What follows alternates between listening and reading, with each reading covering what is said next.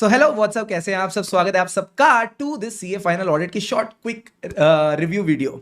अगर मैं बात करूं अपने रिव्यू की तो overall paper was of above average category. Yes sir, after AFM it was expected कि आईसीआई एक थोड़ा लड्डू पेपर, इजी पेपर दे देगा, बट नहीं, इन्होंने तो भाई साहब इसमें भी बढ़िया बढ़िया मसाला डाल के दिया। अब सर अबव एवरेज कैटेगरी में क्यों बोल रहा हूं, because the descriptive portion was almost new इन्होंने चीजें पूछी, न्यू कॉन्सेप्ट्स इन्होंने टेस्ट करे। जैसे कि प्रोफेशनल एथिक्स में मुझे जरूर बताना क्या प्रोफेशनल एथिक्स का जो हमने मैराथन रिवीजन लिया था आपको हेल्पफुल रहा कि नहीं। जो उसमें हमने डिसिप्लिनरी प्रोसीडिंग्स डिस्कस की थी एंड ऑफ द रिवीजन में, इवन स्टार्टिंग में जो फंडामेंटल प्रिंसिपल्स पूछे थे, डिस्कस करे थे, उसमें से इन्होंने professional competence and due care भी पूछा। सो जो डिस्क्रिप्टिव इन्होंने पूछा ना, कई सारे टॉपिक्स नए नए अनोखे अनोखे चुन चुन के पूछे हैं। इवन अगर आप एनबीएफसी की बात करो तो एनबीएफसी में ऑडिट प्रोसीजर्स को साइड रख के इन्होंने बोला बताओ प्रोविजन सही बनाया है कि नहीं। तो डेफिनेटली जिस बच्चे ने नोट्स को अच्छे से कवर कर रखा था उसके लिए पेपर बहुत बढ़िया रहा होगा। बहुत अच्छे नंबर आप स्कोर कर सकते हो, बिकॉज देखो मैंने 1.5 डेज में भी आपको यही बात बोली थी सर, क्या क्वेश्चन बैंक अगर नहीं भी करोगे, थोड़ा बहुत देखोगे तो भी चल जाएगा। बिकॉज जब भी आईसीआई नया पेपर बनाता है, जैसा इस बार किया और ऐसा पहले मई 24 में भी किया था, तो अक्सर क्या होता है, जो बच्चा नोट्स वगैरह अच्छे से कवर करके चलता है उसकी नैया पार लग जाती है। Even if I talk about MCQs में भी इन्होंने रिपीटेशन कुछ खास दिखाई नहीं।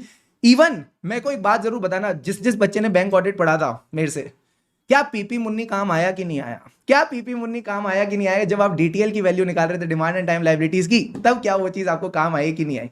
एंड ट्रस्ट मी, ऐसा जब पेपर आता है it is very tough to stay calm, because आपको जब जब नए नए क्वेश्चन दिखते हैं, दिखते हैं, आपका माइंड हमेशा ये दौड़ने में लगता है, अरे यार अब क्या होगा, ढंग से अगर मैं एनालाइज नहीं कर पाया तो क्या होगा।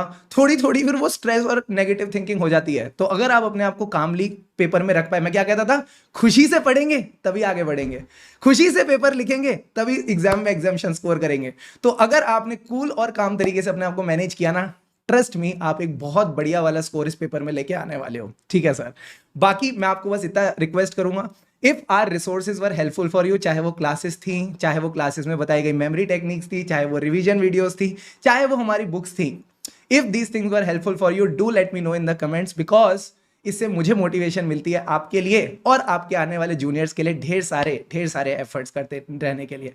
So wishing you the best for your audit result. अभी जिन बच्चों का ग्रुप 2 है, मेरी आपसे एक छोटी सी रिक्वेस्ट है सर, क्या 1.5 डेज है, मात्र 1.5 डेज है, और जो सिलेबस है ना वो ढेर सारा है।